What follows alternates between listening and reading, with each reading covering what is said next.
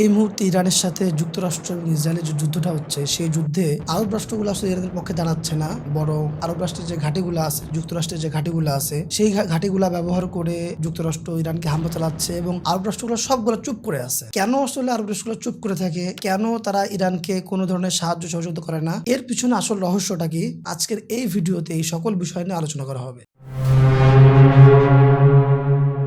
এই বিষয়টা নিয়ে আলোচনা করতে গেলে প্রথম যে জিনিসটা আসবে সেটা হচ্ছে ক্ষমতা হারানোর ভয়। আপনারা জানেন যে আরব যে রাষ্ট্রগুলো আছে, এই রাষ্ট্রের যে ক্ষমতার যে সিস্টেম, এটা কিন্তু রাজতন্ত্র যেটাকে বলি আমরা, সেইটা অর্থাৎ বর্তমানে যারা ক্ষমতায় আছে, যদি সেই লোক মারা যায়, তার ছেলে বা তার ভাইপো এভাবে করে তারা ক্ষমতায় আসবে। কিন্তু ইরান 1979 পর থেকে তাদের যে বিপ্লবী মন মানসিকতা, এটার কারণে এই আরব রাষ্ট্রগুলো ভয় পায় যে ইরান যদি এখানে পাওয়ারে চলে আসে বা ইরান যদি যুক্তরাষ্ট্রের মতো একটা রিজিওনাল পাওয়ার হয়ে যায়, তাহলে তারা হচ্ছে আমাদের এই যে ক্ষমতার যে ভাগাভাগি এখানে নাক দিবে। বর্তমানে যুক্তরাষ্ট্র আরবের রাষ্ট্রগুলো আসলে কোনো ধরনের ডিস্টার্ব করে না, কারণ আরব রাষ্ট্র যে মধুগুলা দিচ্ছে সেই মধুগুলা যুক্তরাষ্ট্র খাচ্ছে এবং যুক্তরাষ্ট্র সবচেয়ে বেশি কনজিউমার, ওদের দেশের মানুষ সবচেয়ে বেশি মানে ভোগ করে। আমরা যেমন আমাদের দেশ থেকে গার্মেন্টস পাঠায়, মানে গার্মেন্টস বিভিন্ন মালামাল পাঠায় পৃথিবীর বিভিন্ন দেশ, মানে প্রায় সব দেশে কিন্তু যাদের সাথে যুক্তরাষ্ট্র বাণিজ্য করে সবাই কিন্তু যুক্তরাষ্ট্র এক্সপোর্ট করে, যার কারণে রিসেন্টলি কিন্তু ট্রাম্প আপনার এই যে আপনার কর এটা হচ্ছে অ্যাপ্লাই করতে পারছে। সো যুক্তরাষ্ট্র হচ্ছে পৃথিবীর মধ্যে সবচেয়ে বড় কনজিউমার। এখন এই রাষ্ট্রগুলা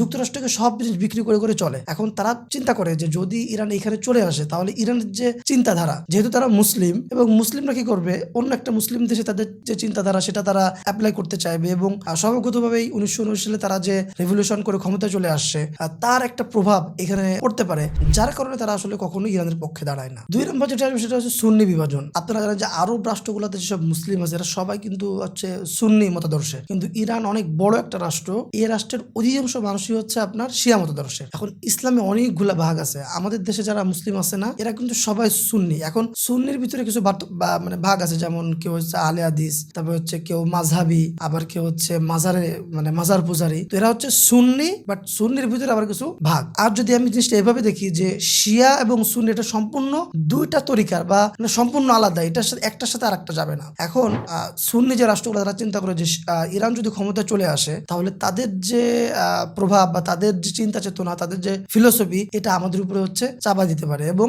এমনকি আমাদেরকে হত্যাও করতে পারে। এখন এই যে আরব রাষ্ট্রগুলো, এদের যে চিন্তা ভাবনা, এটা কিন্তু অমূলক না। একটা সময় ইরান কিন্তু ইরাকে প্রচুর পরিমাণে সুন্নিদের হত্যা করছে। এখন এই হত্যাটা আসলে সুন্নি হওয়ার কারণেই কি হত্যা করছে, নাকি রাজনৈতিক কোনো কিলা, সেটা একটা আলোচনার বিষয় থাকতেই পারে। যাই হোক, হত্যা তো করছে, যার কারণে এরা আসলে ভয় পায় যে যদি এখানে হচ্ছে ক্ষমতায় চলে আসে বা ইরান যদি এখানে সুপার পাওয়ার হয়ে যায়, তাহলে আমাদের উপরে বিভিন্ন ধরনের নির্যাতন, নিষ্পেষণ এগুলো চলতে পারে। তবে এখানে একটা ইন্টারেস্টিং বিষয় আছে, ফিলিস্তিনের গাজাতে যে হামলাটা হচ্ছে, এইখানে তো ভাই সবাই সুন্নি, তাহলে কেন আরব দেশগুলা এদের পক্ষে দাঁড়ায় না? আপনি একটু কমেন্ট করে জানান তো, যদি এখানে শিয়া বিভাজন বা শিয়া সুন্নি বিভাজনটা যদি সবচেয়ে বেশি হয়ে থাকে, অথচ এই গাজার যে মুসলিম এরা তো সুন্নি, এদের পক্ষে তো ইরান ঠিকই দাঁড়াচ্ছে। তিন নম্বর যে বিষয়টা আসবে সেটা হচ্ছে সামরিক সক্ষমতা এবং নিরাপত্তা। এই যে আরব দেশগুলো আছে, আল্লাহ পাক এদেরকে মানে একদম খনিজ সম্পদ দিয়ে, তেল দিয়ে একদম ভরায় দিছে, যার কারণে এরা এত লাক্সারি লাইফ লিড করে, যার কারণে দুবাই তৈরি হয়।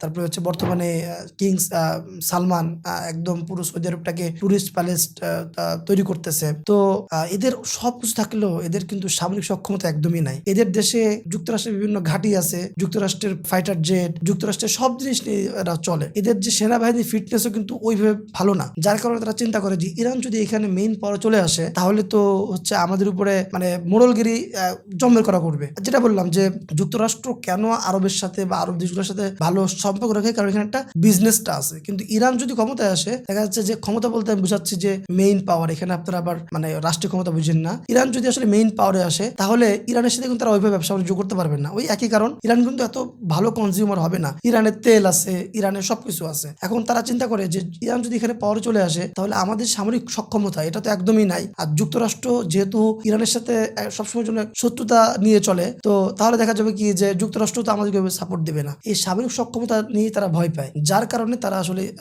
ইরানকে কোনো ধরনের সাপোর্ট দিতে চায় না বা ইরানের সাথে বন্ধুত্ব করতে চায় না। 4 নম্বরে যেটা আসবে সেটা হচ্ছে ডলার সিস্টেম বা পেট্রো ডলার বাস্তবতা। আমি আগেই বলছি যে এই রাষ্ট্রগুলো আসলে তাদের খনিজ সম্পদ বিক্রি করে চলে। এখন এই খনিজ সম্পদের যে লেনদেন, এটা আসলে কোন মুদ্রায় হয়? সেটা হচ্ছে মুদ্রা বলতে বোঝাচ্ছি কারেন্সি, সেটা হচ্ছে আপনার ডলার। এখন আমি আপনাদের যদি কোনো একটা জিনিস বিক্রি করি, সেটা তো টাকায় বিক্রি করবো। এখন ওরা যে এই জিনিসটা বিক্রি করতেছে সব যেহেতু ডলার বিক্রি করতেছে, যার কারণে ইউএস এর এখানে একটা পাওয়ার আছে। এখন এই রাষ্ট্রগুলো চিন্তা করে যে যেহেতু যুক্তরাষ্ট্রের সাথে ইরানের একটা ইরানের সম্পর্কে ভালো না, তারা দুটো শত্রু, আমি যদি ইরানের সাথে খাতির দিতে চাই তাহলে যুক্তরাষ্ট্র যে কোনো টাইমে আমার টাকা পয়সা নিয়ে ঝামেলা করতে পারে। এবং তাদের যে চিন্তা চেতনা এটা কিন্তু অমূলক না। আফগানিস্তানের প্রায় $1 বিলিয়ন যুক্তরাষ্ট্র তাদের টাকা, আফগানিস্তানের টাকা জোর করে আটকায় রাখছে। এর কারণ ওই যে আমাদের যে রিজার্ভ গুলো আছে এগুলো কিন্তু সব ডলারে থাকে। আমাদের বাংলাদেশের রিজার্ভ, পৃথিবীর বেশিরভাগ দেশের রিজার্ভ আসলে এই ডলারেই থাকে। পৃথিবীর বেশিরভাগ দেশের রিজার্ভ কেন ডলারেই থাকে এই সম্পর্কে যদি ভিডিও চান তাহলে কমেন্ট করতে পারেন। এখন এই যে রিজার্ভ টাকা ডলারে থাকে এটা এনি টাইম আটকায় দিতে পারবে। রাশিয়ার সাথে ইউক্রেনের যে যুদ্ধ এটা স্টার্ট হওয়ার পর রাশিয়ার টাকা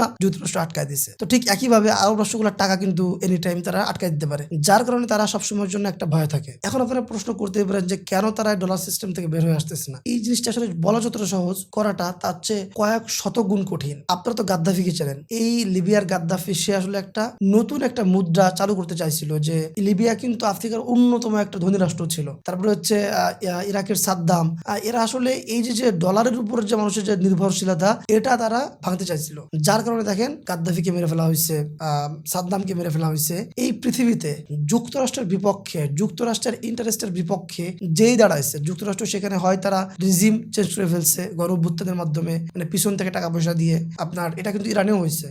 আপনার এই যে পেহলবি আসার আগে যে সরকারটা ছিল সেটাকেও কিন্তু যুক্তরাষ্ট্র পরিবর্তন করছে। ঠিক একইভাবে সাদ্দামকে মেরে ফেলা হয়েছে, গাদ্দাফিকে মেরে ফেলা হয়েছে। যার কারণে এই আরব রাষ্ট্রগুলো চাইলেই আসলে এই ডলারের যে তাদের যে চুক্তি এখান থেকে বের হয়ে আসতে পারে না।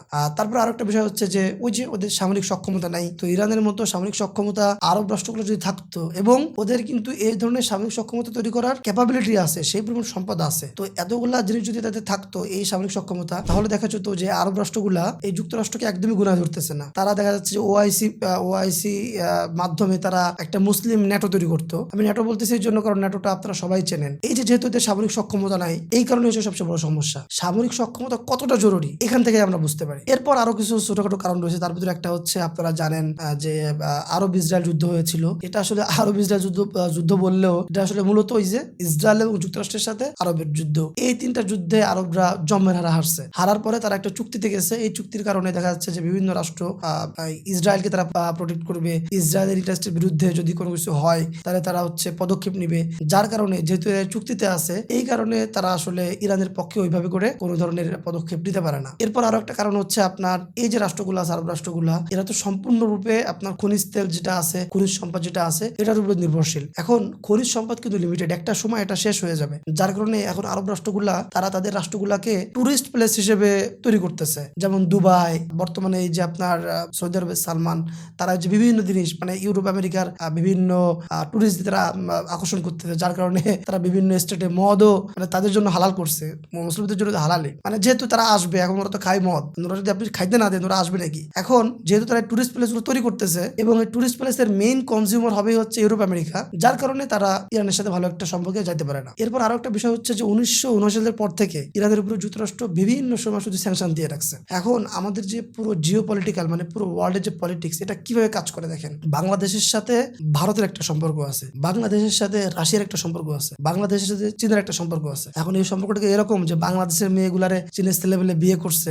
বা হচ্ছে আপনার ভারতের মেয়েদের বাংলাদেশের ছেলেবেলার বিয়ে করতেছে, বিষয়টা তেমন না। সম্পর্কটা আসলে বাণিজ্যের। এখন 1979 সালের পর থেকে বিভিন্ন স্যাংশনের কারণে আরব রাষ্ট্রগুলা ইরানের সাথে কোনো ধরনের বাণিজ্য করে না। এখন যেহেতু বাণিজ্য করে না, সেহেতু ইরানের যদি কোনো ধরনের প্রবলেমও হয় এদের কোনো ধরনের গাত্র দেওয়া হয় না। জিনিসটা আরো একটু এক্সপ্লেন করি। ধরেন কোনো একটা রাষ্ট্র, ধরেন ইন্ডিয়া আমাদের বাংলাদেশের গার্মেন্টস গুলাতে হামলা করলো। এখন ইউএস এর যে মানুষজন এরা বাংলাদেশের গার্মেন্টস এর পোশাকের উপরেই নির্ভরশীল, ইউএসএ, ইউরোপ। এখন যখন তারা আমাদের দেশের ইন্ডিয়া যদি আমাদের দেশে হামলা করে গার্মেন্টসে, তাহলে এই ব্যথাটা আমাদের তো লাগবেই, ইউএস এর লোকজনেরও লাগবে, কারণ ওদের তাদের পরনে কাপড় থাকবে না। অর্থাৎ একটা ব্যবসায়িক সম্পর্ক থাকে। এখন ইরানের সাথে যদি আরব দেশের সম্পর্কগুলো থাকতো, ব্যবসায়িক সম্পর্ক থাকতো, দেখা যাচ্ছে হয়তো তারা ডিফেন্সের দিক থেকে মানে সামরিক বিভিন্ন ধরনের ব্যবসা বাণিজ্য বা যাই বলেন এগুলো যদি থাকতো, দেখা যাচ্ছে যে যদি ইরানে কোনো ধরনের আক্রমণ হয় তখন দেখা যাবে কি যে সৌদি আরবের বিভিন্ন জায়গায় উত্তপ্ত হয়ে গেছে, কারণ তারা ব্যবসা বাণিজ্য করতে পারতেছে না, মানুষ দেলিয়া হয়ে যাচ্ছে। তখন দেখা যাবে যে এই রাষ্ট্রগুলোর একটু গাত্র দেওয়া হতো। এখন এইসব স্যাংশনের কারণে তারা কোনো ধরনের ব্যবসা বাণিজ্য করেই না। যেহেতু কোনো ধরনের ব্যবসা বাণিজ্য করে না, ইরান যদি একদম এই পৃথিবীর মানচিত্রে ভ্যানিশ হয়ে যায়, তাহলে হচ্ছে আরব দেশে কোনো ধরনের যায় আসে না, মানে ওদের কোনো গাত্র দেওয়া হয় না। যার কারণে ইরানে যদি কোনো ধরনের হামলা চলে তাহলে এই আরব রাষ্ট্রগুলো কোনো যাই আসে। এই ছিল মোটামুটি কেন আরব রাষ্ট্রগুলো ইরানের পক্ষে দাঁড়ায় না বা ইরানের পক্ষে কথা বলে না এগুলার কারণ। এছাড়াও আরো কিছু ছোটখাটো কারণ রয়েছে। ভিডিওটা যদি ভালো লেগে থাকে তাহলে প্লিজ চ্যানেলটা সাবস্ক্রাইব করে দিবেন। তাছাড়া আমার চ্যানেলটা ঘুরে আসতে পারেন, অনেক কোয়ালিটিফুল কন্টেন্ট ইতিমধ্যে আপলোড আপলোড দিয়েছি। আশা করি সেগুলো আপনাদের ভালো লাগবে।